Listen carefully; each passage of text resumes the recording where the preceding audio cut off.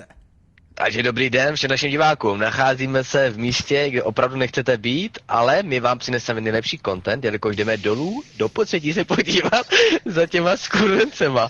Máte se na co těšit a při příštím střihu zažijete, co jste ještě nezažili.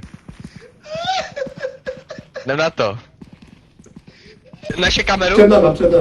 Před námi, jasné. Dobrý den, pane, co vám k tomu chcete říct? Co byste vám k tomu řekl? Co svítí červeně. Prosím o vaše vyjádření, pane. Co se to myslíte?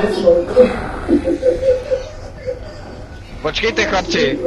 Tady jich je nějak moc. Dámy a pánové, je to v prdeli.